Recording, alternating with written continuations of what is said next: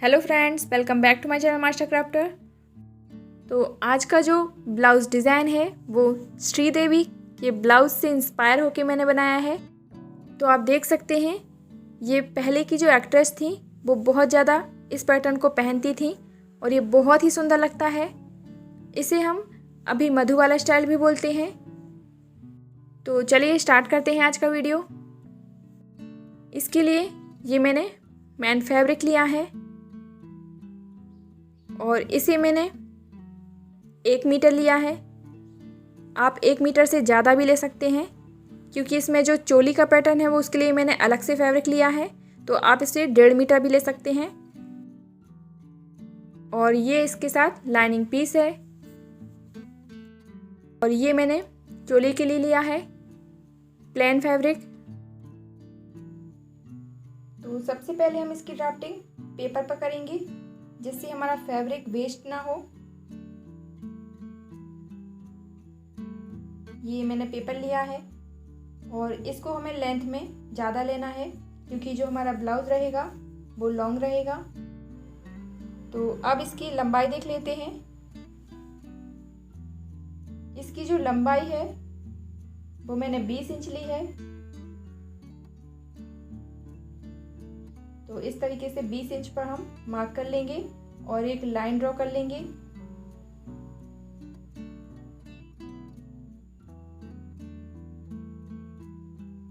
इसके बाद हमें ऊपर से ही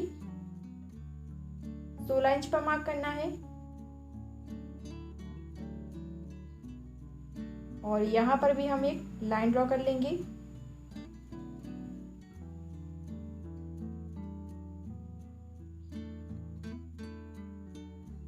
और इसके बाद एक लाइन हमें 15 इंच पर भी लेनी है, यानी इस लाइन से 1 इंच ऊपर। यहाँ पर भी एक लाइन ड्रॉ कर लेंगे।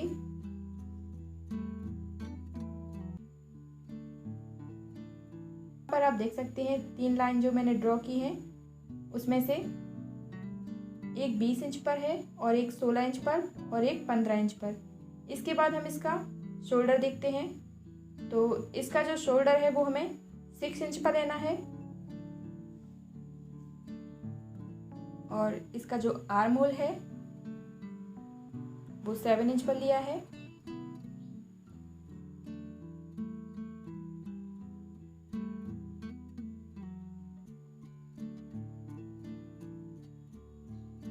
इसकी चेस्ट 36 इंचेस है। इसका 4 पार्ट लेंगे 9 इंच।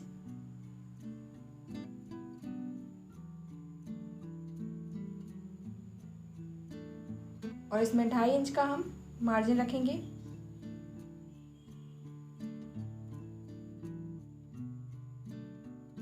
और अब यहाँ से भी हम एक सीधी लाइन ड्रॉ कर लेते हैं।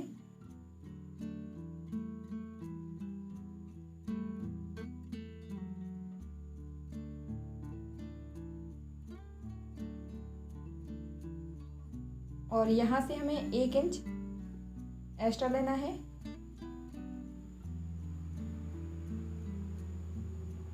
तो हम इसको तिरछा मार्क कर लेंगे।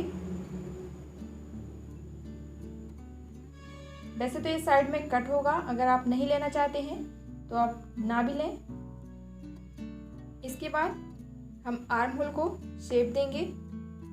तो कॉर्नर से मैंने 1 इंच पर मार्क किया है और यहाँ से हम इसको शेप दे देते हैं।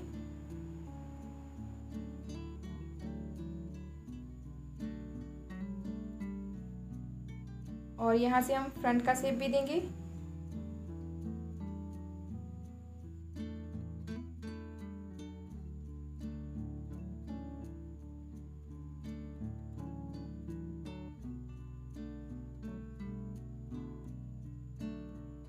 इसके बाद इसका नेक देखते हैं। तो इसका जो नेक है वो 3 इंच पर है और इसका जो शोल्डर रहेगा वो भी 3 इंच पर रहेगा। तो हमें यहाँ से वस्ट पॉइंट लेना है ऊपर से। तो वस्ट पॉइंट 10 इंच पर रहेगा और यहाँ से हम इसको 4 इंच पर लेंगे आगे से और एक सीधी लाइन ड्रॉ कर लेते हैं।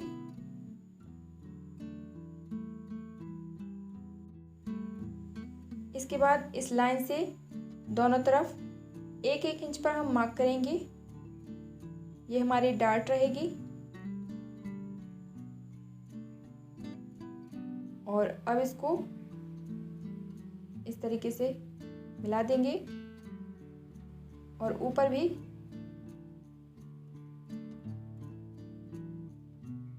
आप चाहें तो इसको नीचे तक सीधा ड्रॉ कर सकते हैं, क्योंकि हम जब कट करेंगे तो इसको पूरा कट करेंगे। यहाँ से मैंने 4 इंच पर इस पर मार्क किया है और इस साइड से मैंने इसको 3.5 इंच पर। तो ये जो शेप रहेगा जिसे हम बेल्ट कट करते हैं उसी तरीके से रहेगा। इन दोनों निशान को मिला लेते हैं और आगे से हमें बेल्ट के जैसे ही शेप देना है, हल्का सा कर्व करके।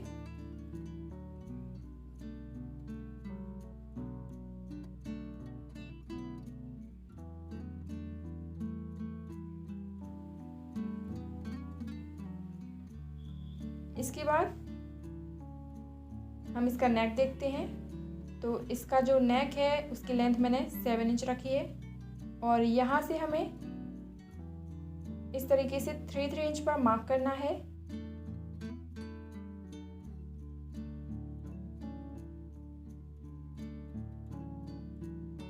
तो इसको हमें आर्म होल के कॉर्नर तक ही मार्क करना है।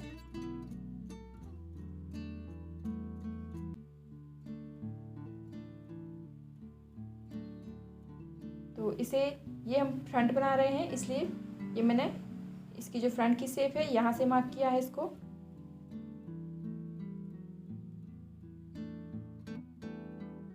और इस तरीके से इसको शेप देंगे और अब नेक को भी हम शेप देंगे, जो स्वीट हार्ट नेक होता है उसी तरह।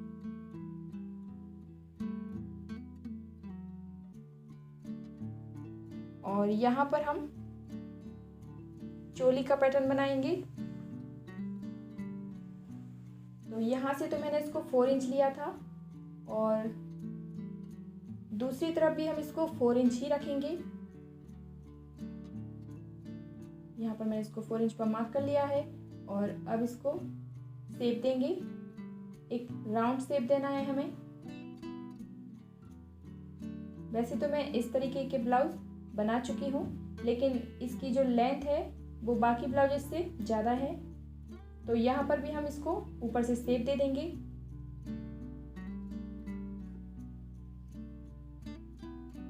इस तरीके से।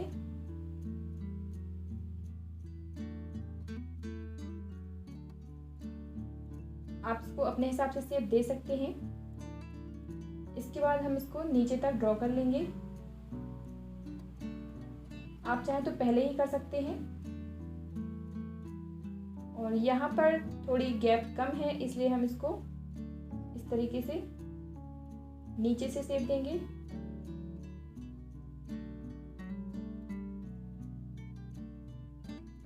तो ये हमारा पैटर्न बन चुका है और अब हम इसकी कटिंग कर लेंगे। तो सबसे पहले हम ये जो चोली वाला पैटर्न है इसको कट करेंगे।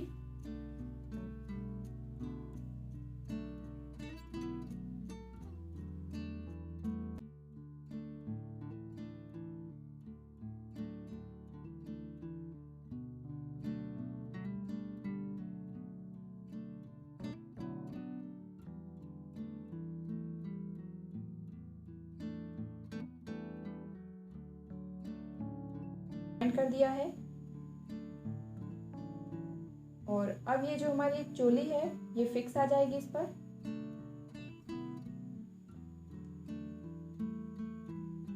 इसके बाद हम इसका बैक पार्ट कट करेंगे। तो इसके लिए ये मैंने पेपर को रखा हुआ है। तो इस तरीके से हम इसको रखेंगे और ये जो हमारा नेक का पीस था फ्रंट का, इस तरीके से हम इसको फिक्स कर लेंगे और मार्क कर लेंगे। यहाँ तक हमारा नेक रहेगा और यहाँ तक हमारा शोल्डर रहेगा।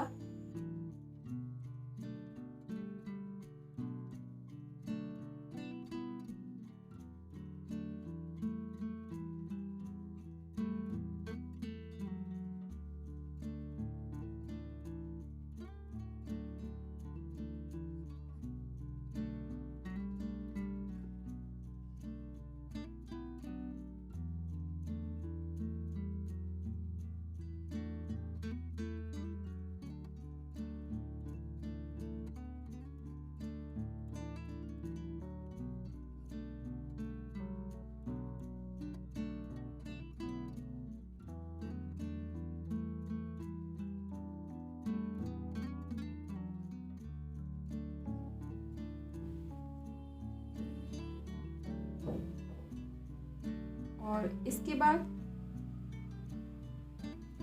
हम इसको फैब्रिक पर कट करेंगे।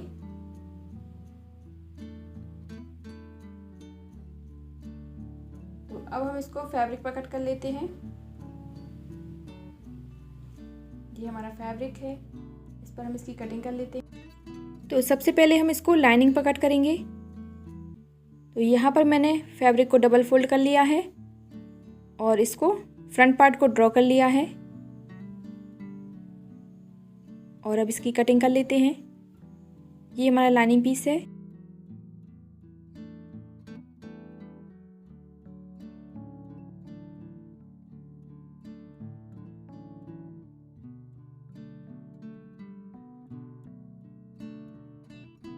तो इसके लिए ये मैंने फैब्रिक को डबल फोल्ड कर लिया है। ऊपर से और सेंटर से ये फिक्स है, बाकी ये मैंने हाफ इंच एक्स्ट्रा रखा है क्योंकि ये सिलाई में जाएगा।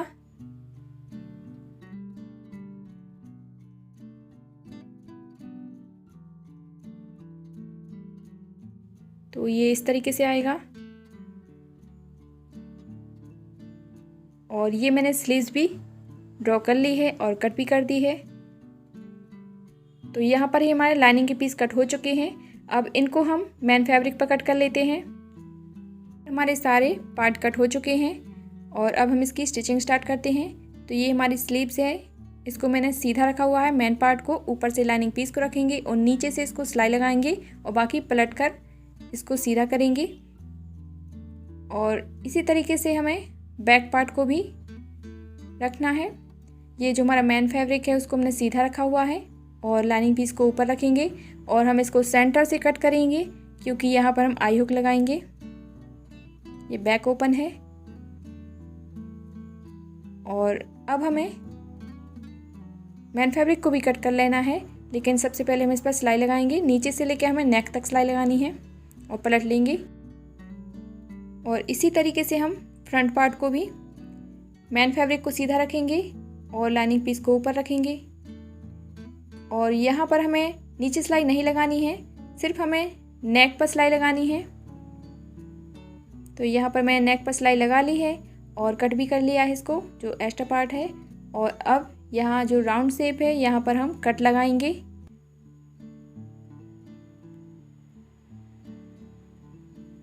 और इसको हम पलट लेंगे।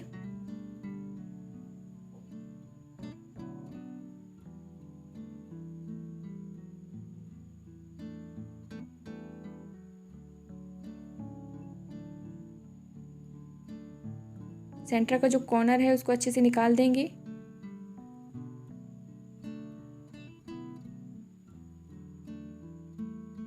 तो ये इस तरीके से आएगा और इसके ऊपर से भी हम किनारे से सिलाई लगा लेंगे। तो ये मैंने इस पर सिलाई लगा दी है और चारों तरफ भी सिलाई लगा दी है और बैक पार्ट भी रेडी कर लिया है। और यहाँ पर आई हुक की पट्टी बाद में लगाएंगे और डार्ट भी लगाएंगे। ये मैंने स्लीव्स भी रेडी कर दी है। और इसके बाद जो हमारा चोली पैटर्न है इसको हम तैयार कर लेते हैं। तो यहाँ पर भी मेन फैब्रिक को मैंने सीधा रखा हुआ है और लाइनिंग पीस को ऊपर रखेंगे और सिर्फ हमें ऊपर सिलाई लगानी है और पलट लेना है। ये मैंने यहाँ पर सिलाई लगा दी है और अब इसको हम कट करेंगे सेंटर में और जो राउंड शेप है यहाँ पर, और इसको पलट देंगे।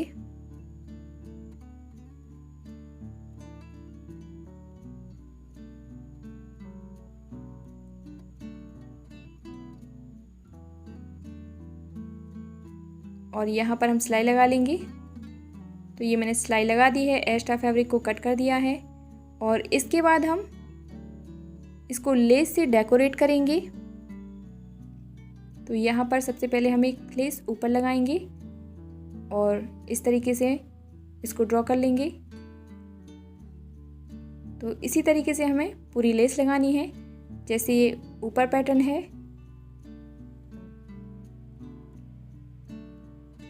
तो सबसे पहले हम एक लेस ऊपर लगाएंगे और उसके नीचे इस तरीके से हम पूरी लेस लगा लेंगे। तो यहाँ पर ये मैंने लेस से इसको डेकोरेट कर दिया है और अब हम डार्ट लगाएंगे। तो यहाँ पर हम इसको भी तैयार कर लेते हैं। ये मैंने डार्ट लगा दी है और इसका जो लुक है वो पूरा पफ बन गया है। और अब हम इसको ब्लाउज पर अटैच करेंगे। इसको हम इस तरीके से इसके ऊपर रखेंगे और हाफ इंच दबाते हुए हम इस पर सिलाई लगाएंगे। तो इसके लिए हम इसको पहले पिनअप कर लेते हैं, जिससे हमारा ये जो एक्स्ट्रा फैब्रिक है ये सिलाई में ना दबे। तो यहाँ पर मैंने इस पर सिलाई लगा दी है।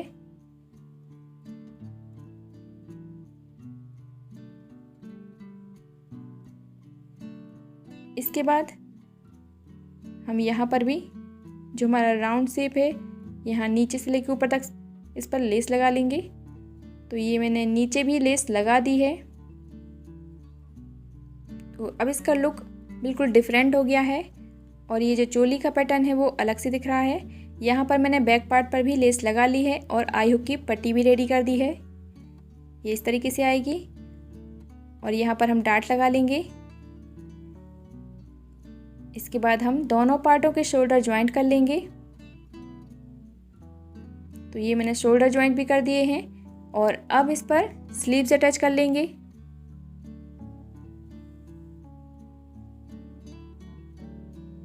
स्लीव्स भी रेडी हो चुकी है। इसके बाद हम ब्लाउज में फिटिंग लगाएंगे और बैक पर अभी मैंने डार्ट नहीं लगाई है, तो इस पर हम डार्ट भी लगा लेंगे। तो इसका जो पैटर्न रहेगा वो हमें जो साइड में कुर्ती रहती है उस पर जो चाक रहता है वैसा ही पैटर्न हमें इस पर बनाना है। तो हमें नीचे से लेके 3 इंच पर मार्क करना है इस तरीके से। तो नीचे से मैंने 3 इंच पर इसको मार्क कर लिया है और इसको हमें छोड़ देना है, बाकी यहाँ तक हम फिटिंग लगा लेंगे। तो आप देख सकते हैं यहाँ पर मैंने इसको छोड़ दिया है 3 इंच तक और ऊपर से मैंने फिटिंग लगा ली है और पीछे डार्ट भी लगा ली है। और यहाँ पर हम इस तरीके से डबल फोल्ड करते हुए सिलाई लगा लेंगे जैसे हम कुर्ती में करते हैं। तो ये हमारा ब्लाउज़ बनकर कंप्लीट हो चुका है और इसमें बहुत ही अच्छी फिनिशिंग आई है। पहनने पर ये बहुत ही सुंदर लगता है।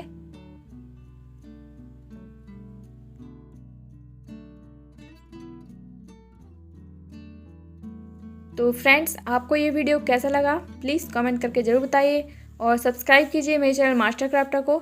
साथ ही बेल आइकन को ज़रूर प्रेस कर लीजिए जिससे आपको आने वाली वीडियो की नोटिफिकेशन मिलती रहे। तो मिलते हैं नेक्स्ट वीडियो में किसी नए डिज़ाइन के साथ। तब तक के लिए बाय, टेक केयर।